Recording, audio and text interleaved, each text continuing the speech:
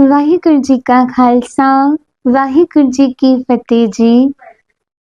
मैं गुरप्रीत कौर आप सभी का तहे दिल से स्वागत करती हूँ इस 18 दिन की सीरीज में, जिसमें हम हिंद की चादर 9वें गुरु तन तन गुरु तेग बहादुर जी महाराज जी की जीवन इतिहास, उनके महान त्याग और बलिदान को जानने की, समझने की और महसूस करने की कोशिश करेंगे।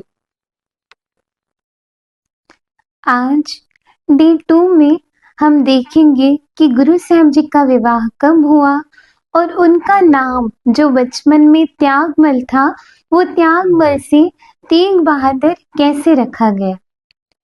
गुरु तेग बहादुर जी का विवाह सन 1633 में पिता श्री लालचंद जी और माता बिशन कौर जी की सुपुत्री माता गुजरी जी के साथ करतारपुर शहर में हुआ।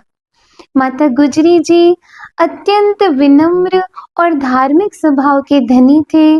माता गुजरी जी का सिख जगत में एक महत्वपूर्ण स्थान और वीरता से भरा हुआ इतिहास है, जो हम आप सभी के साथ समय आने पर जरूर साझा करेंगे।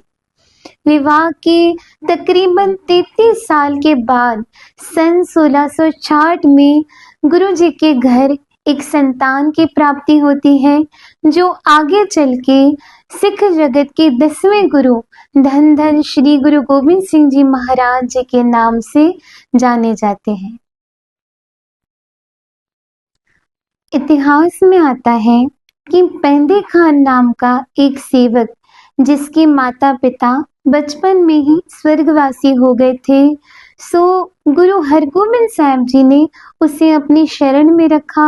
अपने बच्चों की तरह उसकी परवरिश करके उसे पाल पोस के बड़ा किया।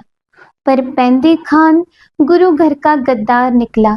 उसने गुरु साहब जी के खिलाफ ही युद्ध का ऐलान कर दिया और करतारपुर शहर में एक बहुत बड़ा युद्ध हुआ।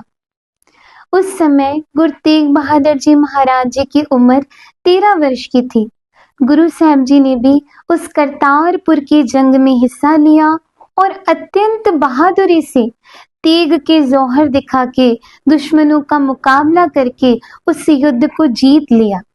सो गुरु हरगोबिंद पिताजी ने जब गुरु तेग बहादुर जी की ओर देखा तो अत्यंत प्रसन्न होके उन्होंने स्वाभाविक ये वचन कर दिए कि त्यागमल जी, क्योंकि गुरु साहब जी का बचपन का नाम था त्यागमल। सो गुरु साहब जी ने उस समय ये वचन किए कि त्यागमल जी, आपके अंदर त्याग और विनम्रता तो भरी है, पर आज आपने जो युद्ध के अंदर कमाल के करतब तेग को चला के जो बहादुरी दिखाई है, हम बहुत प्रसन्न हुए हैं और आज से आपका नाम त्यागमल से तेग बहादुर जी रखते हैं। सो उसी दिन से गुरु साहब जी का नाम त्यागमल से तेग बहादुर प्रचलित हुआ। मैं आशा करती हूँ कि जो इस इतिहास को सुन रहे हैं वो इसे महसूस भी कर पा रहे होंगे। आप सभी से एक नम्र निवेदन है कि इस 18 दिन की सीरीज में जुड़े रहिए, ताकि हम हिंद की चादर गुरु तेग बहादुर जी महाराज जी के जीवन को, उनके बलिदान को, उनके त्याग को समझने की कोशिश कर सकें और उनके बताए हुए उपदेश, उनके बताए हुए रास्ते पे चल के अपने जीवन को सफल बनाने की कोशिश कर सके। मिलते हैं अगले पार्ट में, तब तक के लिए धन्यवाद। वाहिगुरु जी का खालसा, वाहिगुरु जी की फतेह जी।